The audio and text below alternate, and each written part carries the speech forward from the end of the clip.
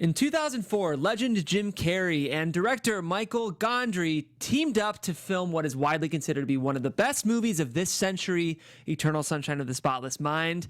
Now the two of them are back for a brand new show on Showtime called Kidding. The four of us have watched the show. We have a lot of thoughts, and we'll be talking about it right after this. You're tuned in to AfterBuzz TV, the ESPN of TV talk. Now, let the buzz begin. Okay, little upbeat start to our show today here on TV Pilot Reviews.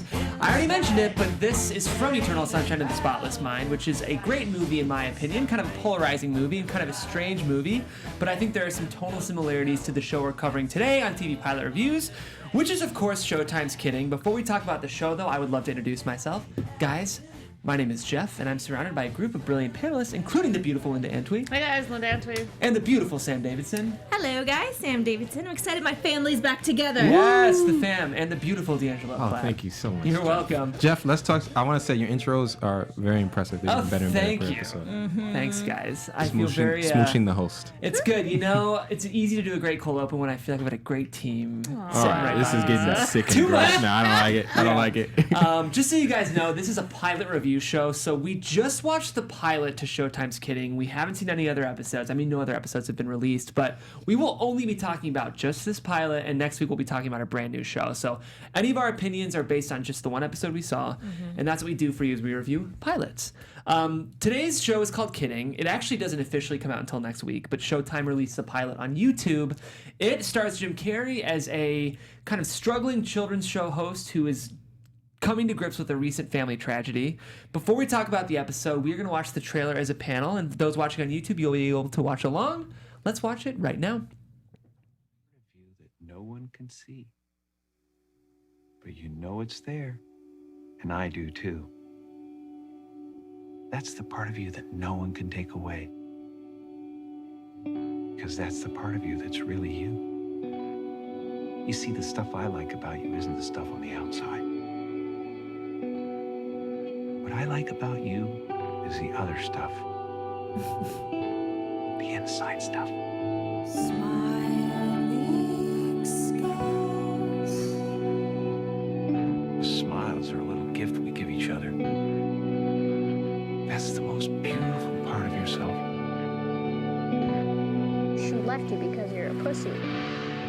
Please don't use a bad word when you can use a good word. Every pain needs a name. What do we think this one is called?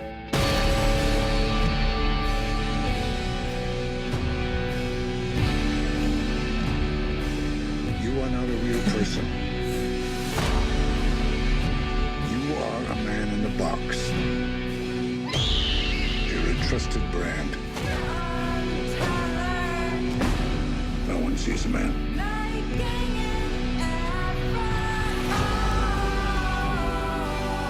I feel something new today. Something's growing inside me.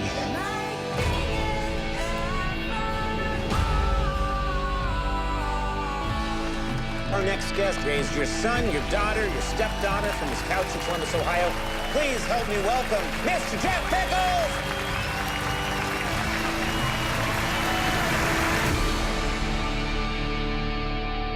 Wow. One thing I gotta say, no matter how any of these shows are, Trailers are television always good. trailers have gotten very good. Agreed. Yeah. Okay, who thinks they have the strongest opinion about Showtime's pilot for Kidding? Because I want to start with you if you do. It kind of feels like you are seething at the mouth. Oh, really? Yes. It might be you. No, the thing is, I don't feel like I have a strong opinion about Okay. this pilot, so I'm wondering if anyone had Putting a my money very- on Linda. Yeah, I Why wanna is hear it Linda. always me that with the strong opinion? Well, we You're watched the just so game smart, show Linda. about tools, and you went off. So you got a track record. That's a good I gotta be honest. Whoa. For the person who had a lot to say about do-it-yourself crafting, I gotta put my money on you. All right, Linda, we're gonna start with you. What do you think of the pilot? I loved it. I love the fact that it was Jim Carrey back in a series after 20 years. In Living Color was the last series he was in. I love what they're doing, juxtaposed to what's happening in the world, and having to fill a box and be a certain way, but you're struggling with everything else in your life. So I really enjoyed it. Cool. Sam. I feel super conflicted about it, and I feel like I can't give a real opinion and answer until I've seen a second episode. Yeah. I'm a big Jim Carrey fan, but I think the show's supposed to be personal for him on some level because he's dealt with a lot of loss in the past few years. But for me, the character seems nice, but he's off-putting and creepy, and like that trailer even creeped me out. And there's certain stuff that's creepy that I like, but the little kid TV stuff, it totally weirds me out and makes me feel a little bit gross. So, and then it was so sad at moments, and I was like freaking out. I mean, I think it was good. I do think it was very good. But I just don't know if I want to watch it. That's fair. Do you think it might be a show that's good? Maybe not for you. Yeah, but even though I will, and if I do, I know it's like going to be painful for me, but I think I'll enjoy it. It's a weird thing. Yeah. If that makes any sense. Yeah, I think you said a lot of good things. I think it is a good show. I'm definitely into it. My only caveat has been I'm noticing with these shows that aren't coming out all together, I'm forgetting about them. Yeah. And it's Yeah. hard to get through them and remember them. And so I think these cable shows need to think of an alternative plan. You mean when they don't release them as a season? Yeah, all together, like Netflix style. This does feel like it should be like an Amazon show Yeah. where I can watch 5. Yes. Yeah, it's interesting. I feel like the premium cable stars HBO, Showtime, they do kind of feel like they're now trying to run the same content as Netflix, but they don't have that bingeable quality, which might give those streaming services an advantage. Yeah. Because I think the lines between the separation of content are getting blurrier and blurrier. Yeah. Yeah. I Question, guys. agree. Sorry, it's Brianna in the booth Yeah. here. I just want to kind of clarify that maybe for some of our viewers. Would you be okay if they had released maybe 3 or 4 and then did it week by week, or do you want it all at once? Yeah, I'm not saying, I think that's a good question. I'm not saying they have to do it the way Netflix does it. I'm saying the one episode a week is not, I don't think it's going to work.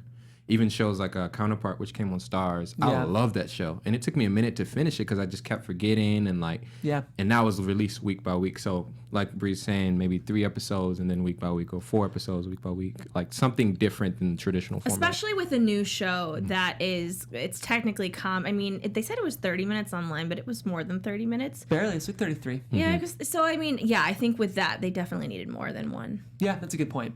I agree with a lot you guys are saying. It's funny, I actually watched it twice. The first time I watched it, I wasn't sure. I didn't have my mind made up. I thought Jim Carrey did a really, really nice job, but I kind of felt like the show didn't necessarily have an identity. My second viewing, I liked it a lot more. I think it's a little messy. I'm having a lot of trouble with his son. I don't really understand that character. I don't believe him. I don't know. Really? Yeah, personally, I don't know if I love Judy Greer's performance in this, even though I really, really love Judy Greer. She's the one playing his wife. Yeah. But I think he's really good, and I love Catherine Keener. So I think there's a lot to be excited about. And I do think it's just a very interesting premise. I feel like it's one of those shows where premise alone, I'm pretty interested. And there's enough in here that I'm definitely going to watch a second one. Yeah. I will say, so as I mentioned at the top, Michelle Gondry and Jim Carrey teamed together for Eternal Sunshine of the Spotless Mind, written by a guy I love named Charlie Kaufman, who wrote Being John Malkovich and Human Nature and Adaptation, just a lot of movies I love. Have you guys seen Eternal Sunshine before? Yes. Do you like that movie? It upsets me. Yes, it's an upsetting movie, as is this show. Yeah.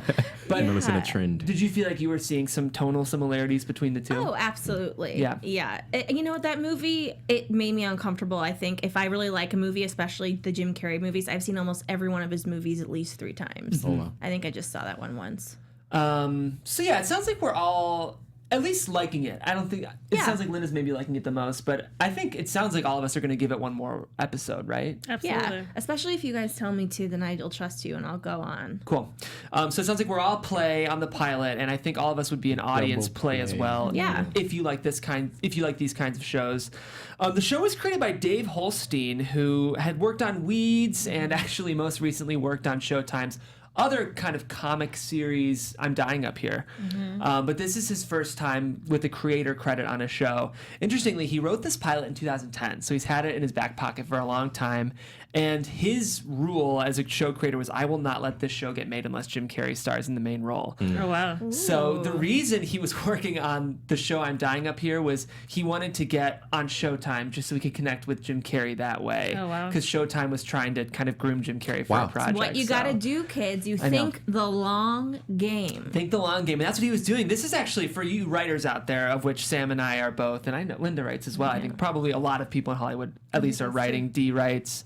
But he was mentioning that his pinned tweet right now, the show creators, is on it was the day before the premiere. He said, on Wednesday, my new show, let me see if I can get this right. Just give me a sec. On Wednesday, a new Showtime show premieres that was just recently rated by the Austin Film Festival as being messy, tonally inconsistent, and a poorly written pilot. That's my Showtime show starring Jim Carrey, and it premieres tomorrow. # share your rejections, which great. I thought was pretty cool. I So love that. for you writers out there who have gotten bad feedback on your work, just think of this show creator, and now he's writing for Jim Carrey, which is pretty cool. I like that. Interestingly, Jason Bateman is an executive producer on this show.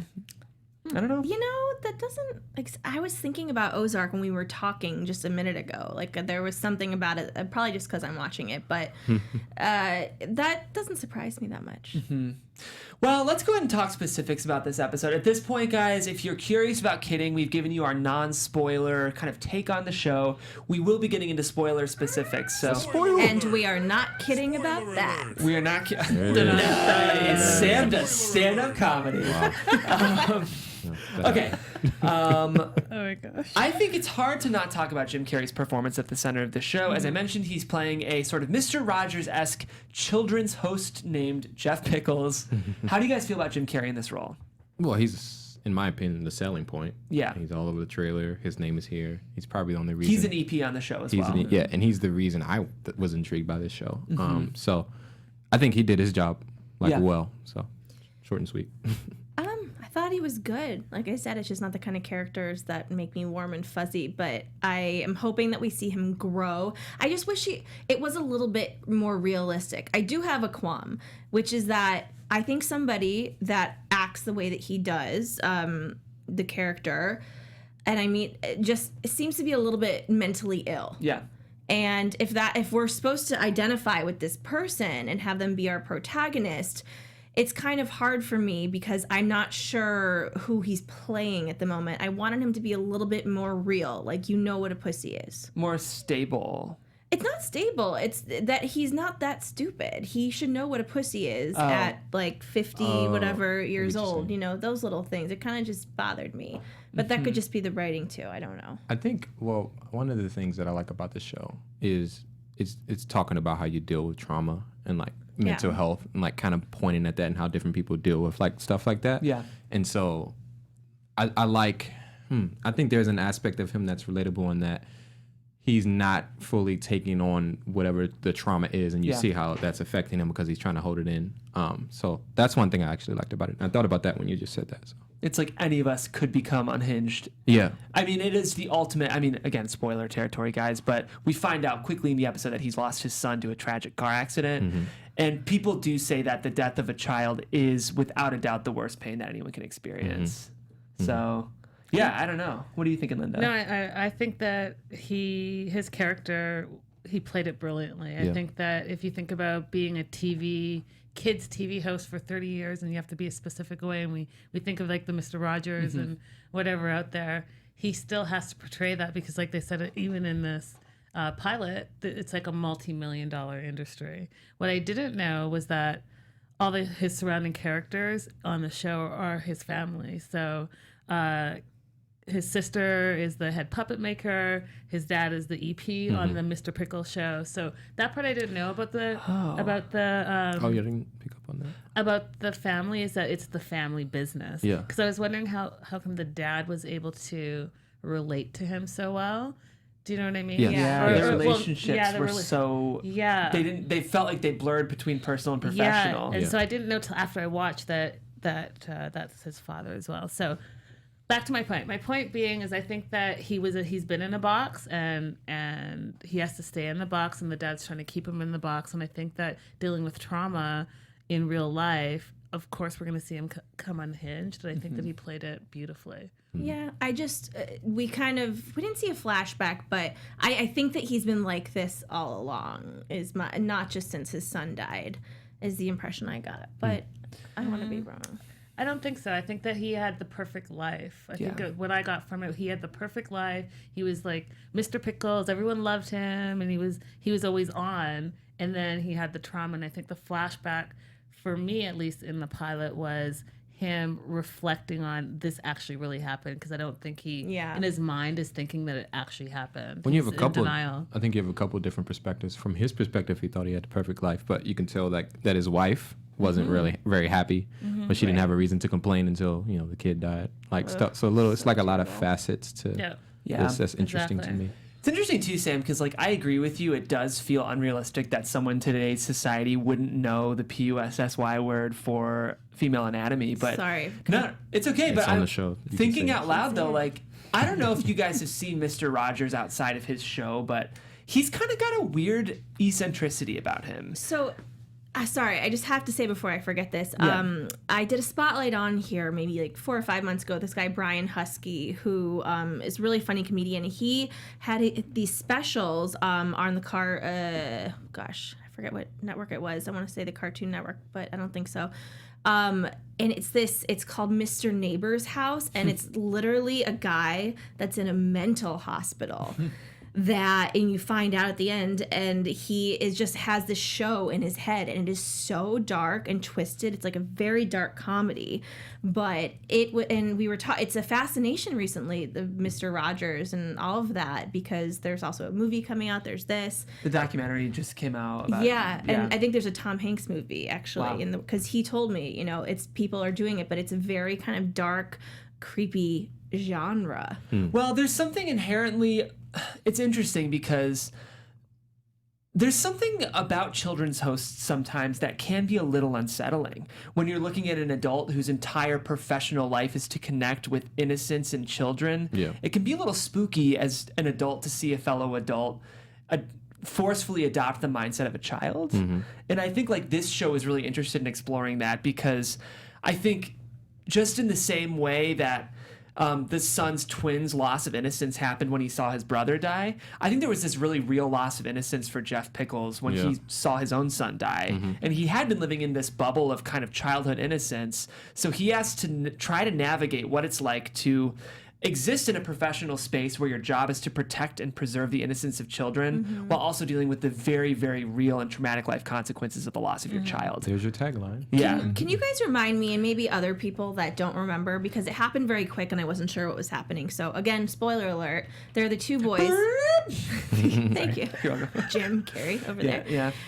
So, they're in the back, and one of them is like defending the dad, and then the other one unbuckles his seatbelt, right? Which one is the one that died? What do you mean? I think the one who was doing the unbuckling of the other seatbelt is the one who died. The one whose seatbelt was not on. So the one that is alive was the one that was kind of defending his dad? I think so. Oh, I need yes. to go back and watch it. Yes. The one, because I remember there was a line in the show where he was saying that he's becoming the son who died. The son who died seemed to be the one that had like a bit of a smart mouth and like stuff like that. Got it. Yeah. Okay. Yes, that stuff's really interesting. It's funny, for as much as I think the show is such an interesting and provocative premise, I didn't always feel like the pacing and the writing was living up to what I think the show can be. Do you guys agree or no? I don't know. I really enjoyed it. It's kind of hard for me to critique it, other than that, the thing I introduced in the beginning. This show got me. I was intrigued. It gave me a lot of juice, gave me some drama. We haven't even talked about the sister and her discovering that her husband's having an affair. Yeah. So stuff like that. I just loved it. Yeah. Well, that's good. Were the two boys twins? Yeah. Oh, okay. I will say I'm kind of not loving his character of the son. Yeah, let's talk about that. What about him turned you off? Just like they're talking and the son goes, "Well, mom left you because you're a pussy." Yeah. I was just like, I don't really believe this. Like, I was like, I feel like sometimes I feel like I'm in a world I really recognize and see. And that was the moment I was like, all of a sudden I feel like I'm in a more broad network comedy. I'm just really proud you didn't say PUSSY right now. If I'm quoting the show directly. I know. I do think I'm like criticizing. I'm like, this innocence and this Midwestern. I don't know. I think that he did play well, because you have this preteen who is not only dealing with the loss of his twin, but he's a preteen. And so they're not, from the pilot, I'm assuming they are not dealing with it as a family. Yeah. Like, you don't see him go into therapy. You see him unraveling. Yeah. And then that scene where he was visiting his brother, and then, the potheads are there. I thought that was real. I thought, what? He's on the edge, and it's like a perfect storm. As soon as he's now running with these people, he's running with the quote unquote wrong crowd. Because he's not dealing with his loss. Like, his father's not dealing with the loss, and the mother's not dealing with the loss. And yeah, it's good because I think you see people in their elements. Like, his father sees him, and his father just drives away. Right, which I thought was an interesting point there, because I think, to me, the father was protecting his brand rather than dealing with his son. That's good. That's good. Yeah. I don't know. I think that's I felt in a way, when your parents, instead of saying, I'm so mad at you, if they're disappointed, it's way more like hurtful. You feel worse. Right. That's kind of how I felt when he drove away. But I agreed with you, Jeff, the scene that him and his father were having when he calls them the, P word. And, but there was a line in that was funny when he did the Rosa Parks. The kid said the Rosa Parks thing. And then. That was funny. Yeah, that was hilarious. But then the scene at the graveyard when he's like watching those kids smoke pot on the grave, I thought that's really interesting. Yeah, I mean, there's a lot of interesting stuff happening in this show. I feel like the minor criticisms I have of the pilot don't necessarily indicate that it's not going to be an amazing show. It's enough that I'm really excited to watch a second one. I do think there's maybe a little bit of a sharper pilot buried in what we saw. One of the criticisms I might offer to this show is I think sometimes with these single cam comedy dramas, they're not quite funny enough to feel like a comedy and not quite serious enough to feel like a drama. When I do think some shows do this really well. Did you guys watch Barry this year? Oh, none of you guys did? I watched like a couple episodes. I gotta say, I feel like when Barry was funny, it was really, really funny. And when Barry was dramatic, it was like heart-pounding, edge-of-your-seat dramatic. And I wish we would have maybe gotten a little bit pushed in both directions in this pilot. Like, one of the jokes I look at that I just didn't think really landed was when he's like, sometimes I attend his softball games and encourage them to play their best. Then there was a flashback of him like, come on, get to home base. It's just not really funny. I was like, is that a joke? Is that supposed to reveal his character? I don't think it was supposed to be funny. What was the point to film? Because it's, from a production perspective, hiring 100 extras to play a crowd feel just for that 2-second flashback. What is that? It was a figurative moment for sure. I agree with you. I don't know. There was just a couple moments like that where I'm like, this feels like it's a little bit of a rough draft. Like, I think there might be a sharper pilot here.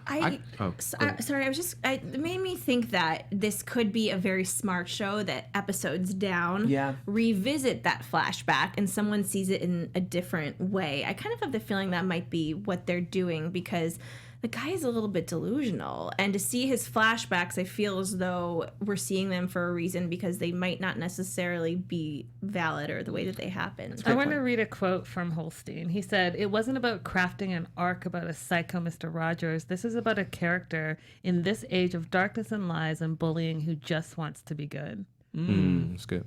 Cool. It's not as cynical. A lot of these shows are very cynical. This feels actually like a surprisingly earnest approach to like character building. I don't trust it.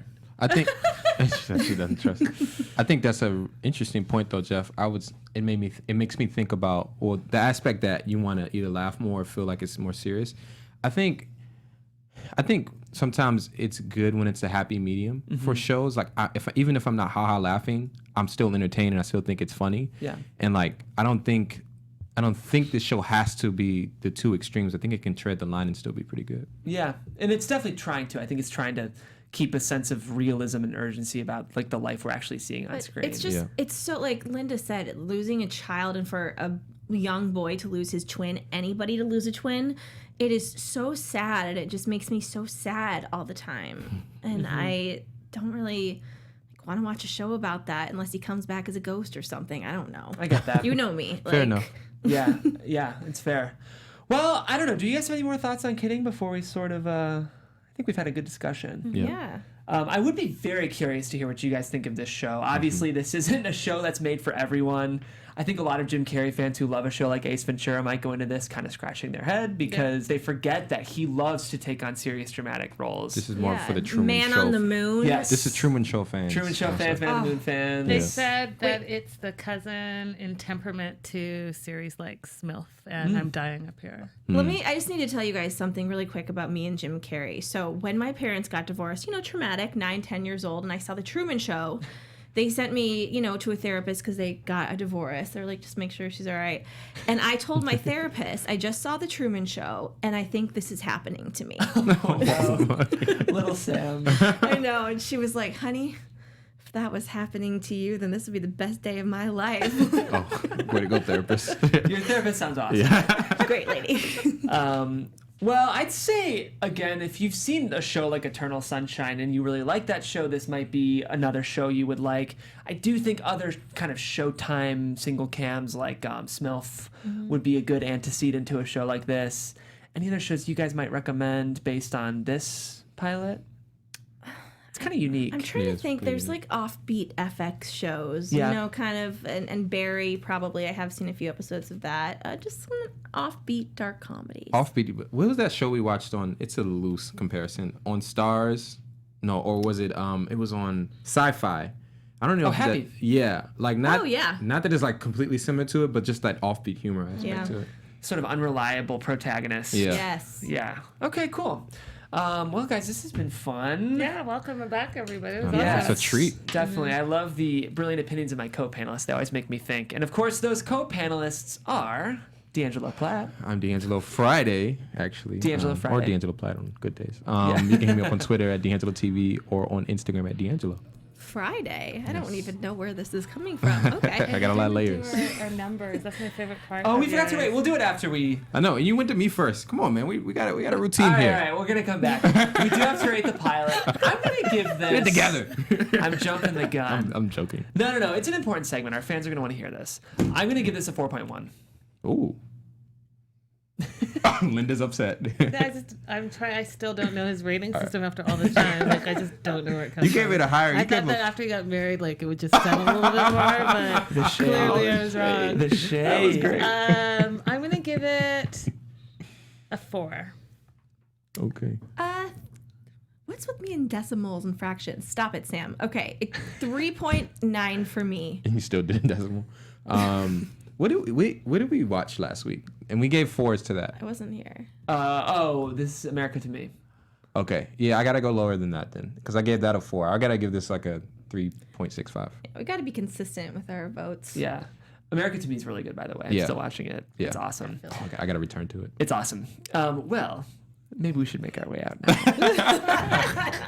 As D'Angelo mentioned, D'Angelo Friday, you can be found on Twitter. Can I do it twice? Let's do it Do twice. it Come on, again. guys. What's up, Plug guys? You that can hit me Twitter. up. I'm D'Angelo Friday. Sometimes D'Angelo Platt. Usually D'Angelo Platt Friday. You can hit me up on Twitter at D'Angelo TV or on Instagram at D'Angelo. Where can they find you, Sam? You can find me, Sam Wednesday, on Wednesdays.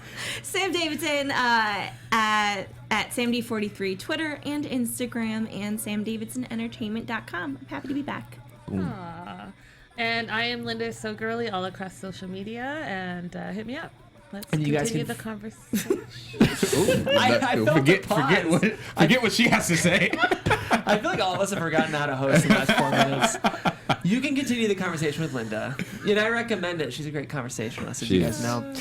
And you guys can find me on Twitter, Jeffrey Seagram. Please do reach out, especially a show like this. I'd be very curious. Loop us all in, and we can get a nice Twitter conversation going. I love it. Hell yeah. And hop in the comments below. We've had someone coming back week after week, and it's been fun to talk to you. So hop in the comments below. We will respond. This is AfterBuzz TV, guys. We're here every week talking about all your favorite shows. Join us, and we'll see you next week on TV Pilot Reviews. Bye. From executive producers Maria Menounos, Keven Undergaro, Phil Svitek, and the entire AfterBuzz TV staff, we would like to thank you for listening to the AfterBuzz TV network. To watch or listen to other after shows and post comments or questions, be sure to visit AfterBuzzTV.com. I'm Sir Richard Wentworth, and this has been a presentation of AfterBuzz TV. Buzz you later. The views expressed herein are those of the hosts only and do not necessarily reflect the views of AfterBuzz TV or its owners or principals.